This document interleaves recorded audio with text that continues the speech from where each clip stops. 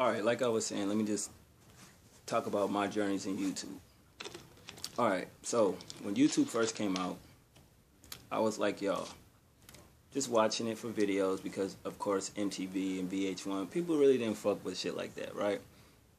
So it was YouTube. You know, some phones, when you buy them, it has the apps already on them and shit, and YouTube was one of the ones. So I fuck around and just used to do 30-second clips and shit like that because I wasn't a member and shit, and then I had to sign up, and it was just weird. And that was just that.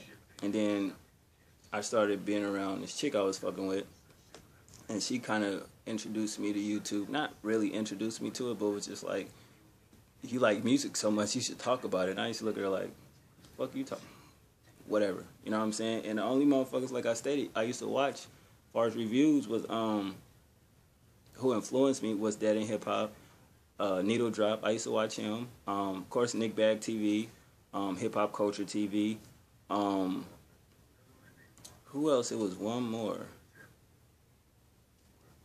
Damn, I can't think of who it was. Kind of a big YouTuber. I can't not think of who it was.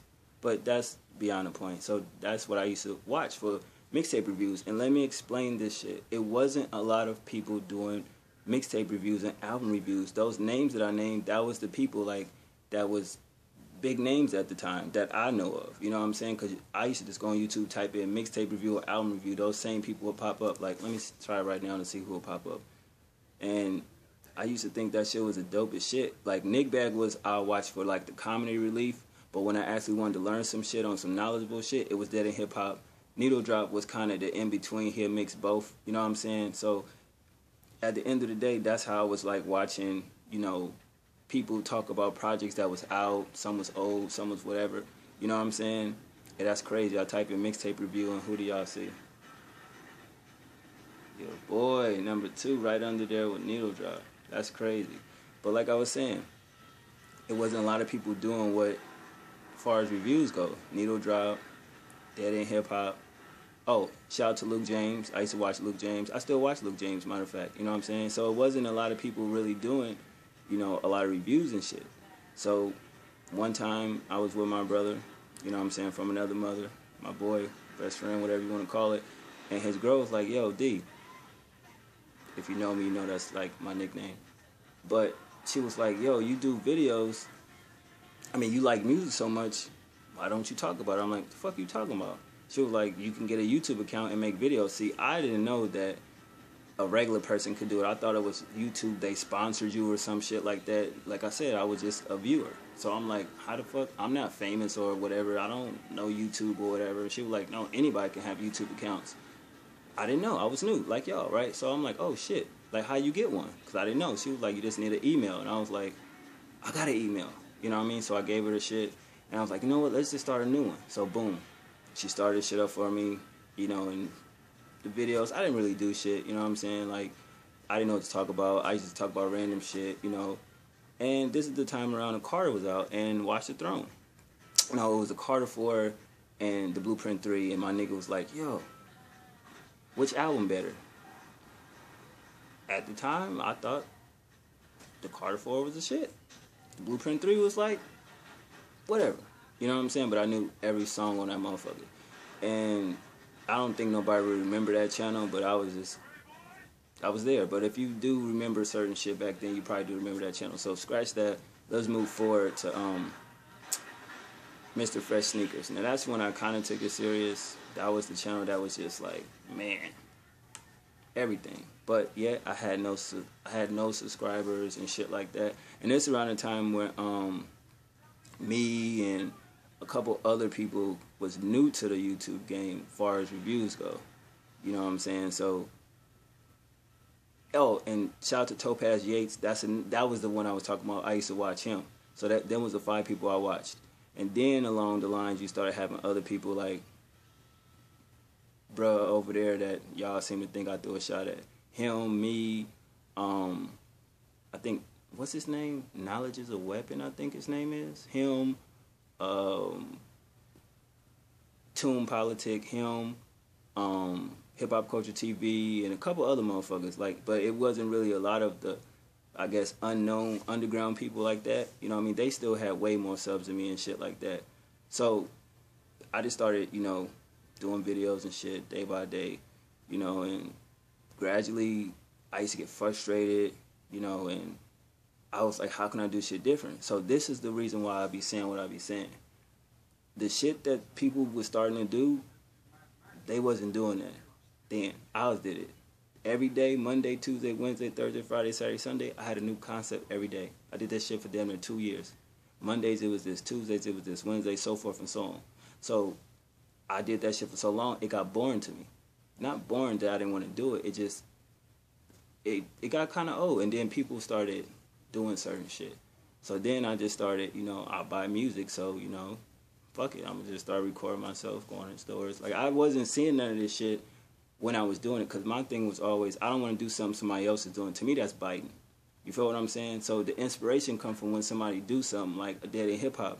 I didn't go get 4 niggas that I knew, that was my dogs, and we gonna sit around a table and talk about music, because that's their style. So I just wanted to be on camera and talk about music to give my opinion on shit. So I would go record, you know, when I'm going to Target or Best Buy or whatever, and the CD openings and showing the CD collections and the shoes and shit like that. It was, don't count the shoes, because there's people way doper than me showing shoes and shit. It just, I wanted to show people that I do shoes, and I love music more than anything. So it took me a while, and I built that channel up, right? And sometimes you date a female that really don't understand it, you know, the whole technology and internet and shit. And so it's like that channel got sacrificed for a relationship. I chose a relationship that was more important to me than this shit. So that's why when people was like, yo, you deleted that channel when you was damn near at your peak, and I was like, finally hit 1,000 subs, you know, whatever.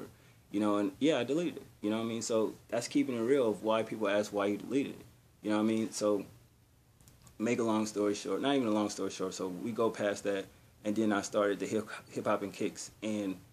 But before I made the channel, I let people know, like, yo, I'm gonna delete this, go to the new channel. I kind of made it on the under with people didn't know, but then they started seeing, like, oh shit, I couldn't find you, bro, you here, blah blah blah. That channel took hella long. You know, I was just like, yo, you remember me from the old channel, come over here. You know what I'm saying? So that shit took a minute, and I just still continued shit that I was doing. But this time I started elevating it more, where I was just like, I don't care about the editing and shit. I already knew people that was telling me how to do it. I tried it once, I didn't like it, so I said, fuck, I'm just gonna talk. And that's when I started going to the Targets and the Best Buys and doing the CD openings and shit like that, and just talking real shit. You know what I'm saying? Instead of just music, I give you real life shit. So at least you can learn something from it.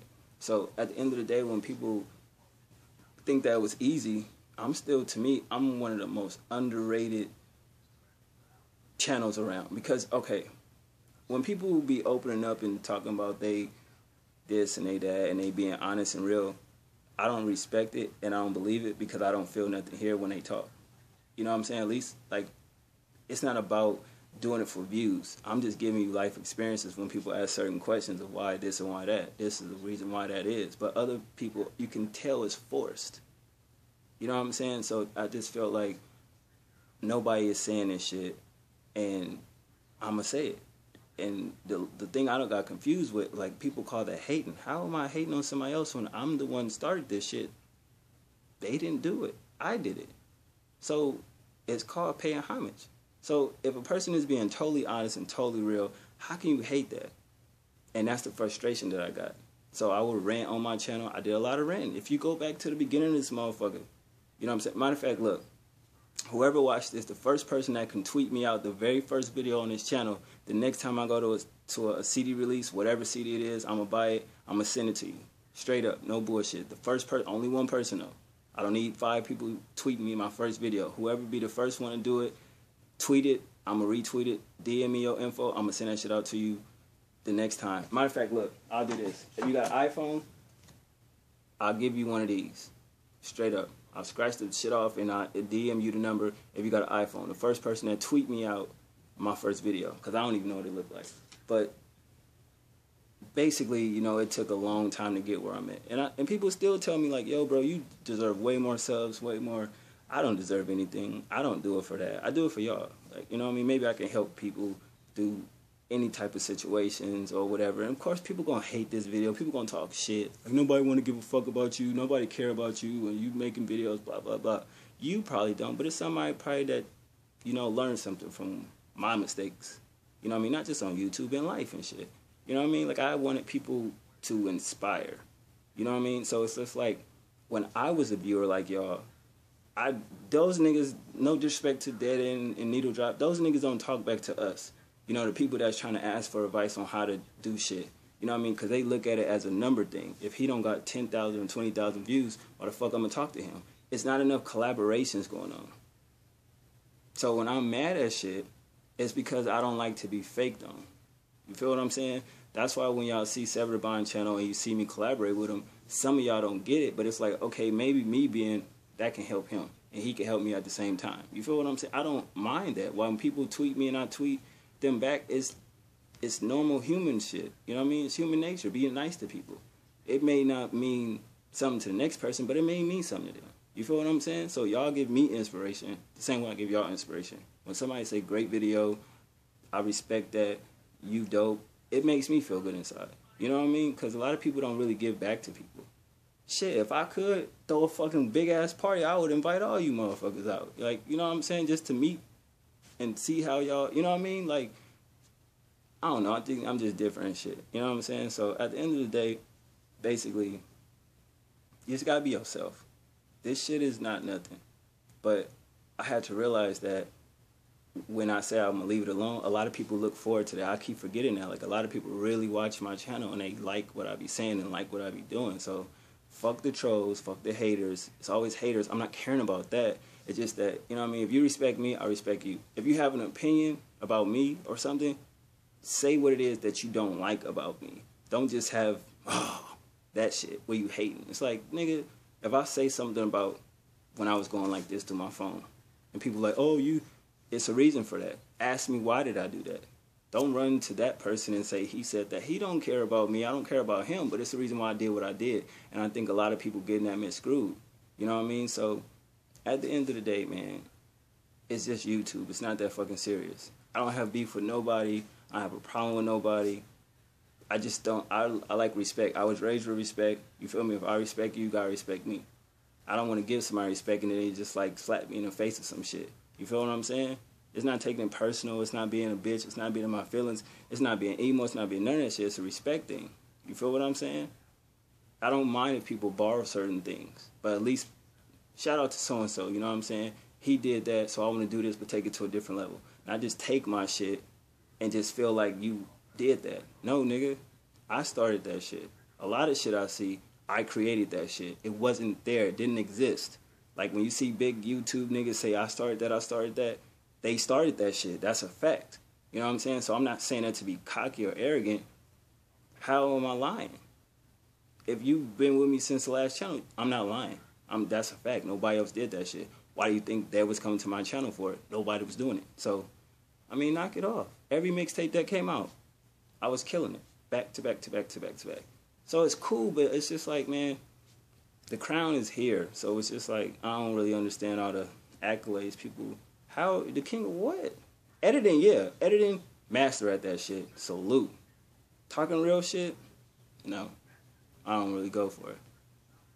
Because, I mean, I heard somebody say numbers, but it's like, I just did a fucking video showing a band shoe that was a minute and some change that did 500 views. That ain't, so I don't do the number shit.